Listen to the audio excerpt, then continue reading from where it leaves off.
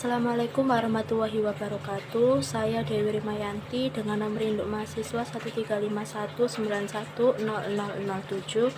Saya akan menjelaskan materi mengenai rancangan penelitian deskriptif untuk mata kuliah metodologi penelitian. Sebelum saya menjelaskan lebih lanjut mengenai rancangan penelitian deskriptif, saya terlebih dahulu akan menjelaskan mengenai pengertian rancangan penelitian. Rancangan penelitian adalah suatu rencana, struktur, dan strategi penelitian yang dimaksudkan guna menjawab permasalahan yang ada dengan mengupayakan optimalisasi yang berimbang antara validitas dalam dan validitas luar dengan melakukan pengendalian varians. Rancangan penelitian terdiri dari 3 kata kunci, yaitu rencana, struktur, dan strategi. Rancangan penelitian disebut juga rencana karena rancangan penelitian memuat secara sistematis keseluruhan kegiatan yang dilakukan peneliti.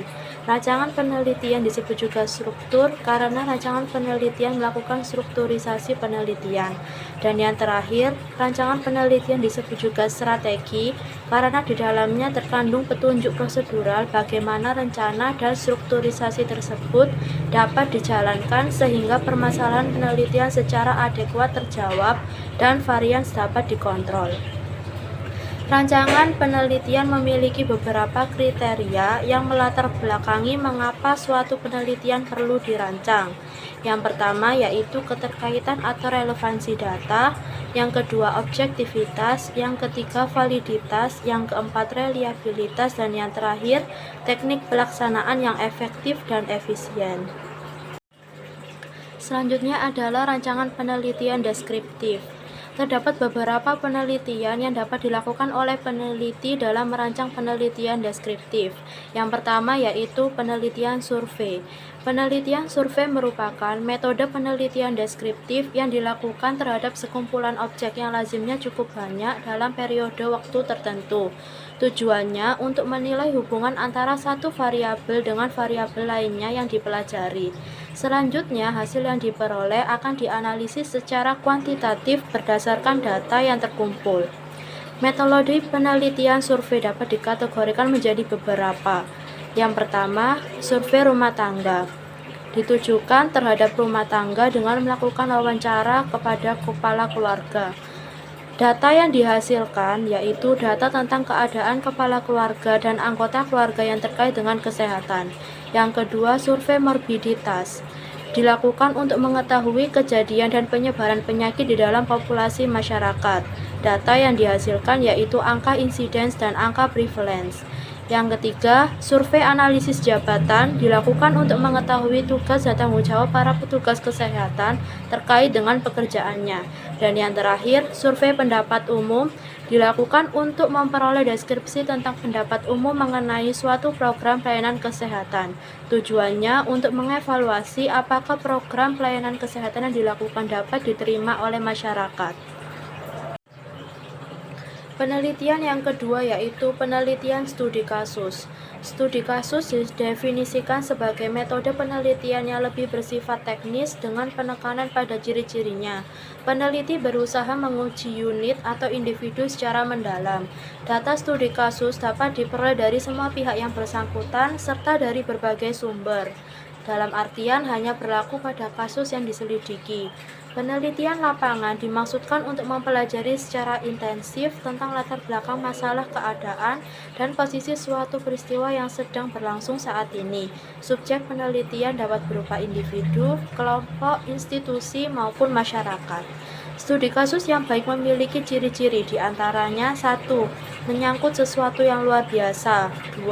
Batasan-batasannya dapat ditentukan dengan jelas sehingga kasusnya dapat diselesaikan dengan baik. 3. Mampu mengantisipasi berbagai alternatif jawaban dan sudut pandang yang berbeda. 4. Mampu menunjukkan bukti-bukti yang paling penting saja. Dan yang kelima, hasilnya ditulis dengan gaya yang menarik.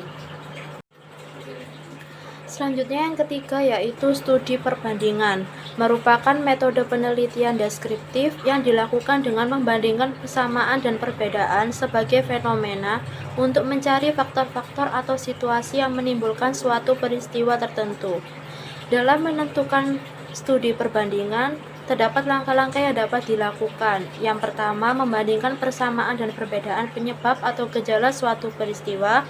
Selanjutnya, menetapkan faktor yang menyebabkan timbulnya gejala tersebut, baik terhadap objek yang diteliti maupun objek yang diperbandingkan. Yang keempat, studi korelasi.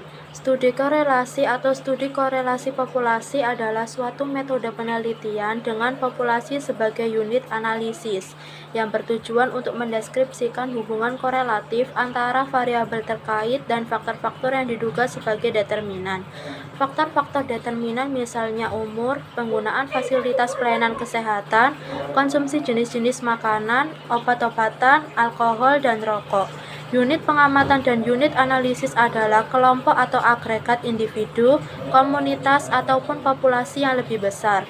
Agregat yang dimaksudkan di sini umumnya dibatasi oleh geografi seperti penduduk sebuah provinsi, kabupaten atau kota, dan penduduk suatu negara. Dan penelitian yang terakhir yaitu penelitian evaluasi. Metode penelitian evaluasi digunakan untuk menilai suatu program gizi dan kesehatan yang sedang berjalan atau sudah dilakukan. Hasil dari penelitian jenis ini digunakan untuk perbaikan dan atau peningkatan program-program yang dilakukan. Dalam mengolah hasil penelitian evaluasi, umumnya menggunakan analisis statistika sederhana, misalnya presentase. Sekian dari yang bisa saya sampaikan terkait rancangan penelitian deskriptif. Kurang lebihnya saya mohon maaf. Wassalamualaikum warahmatullahi wabarakatuh.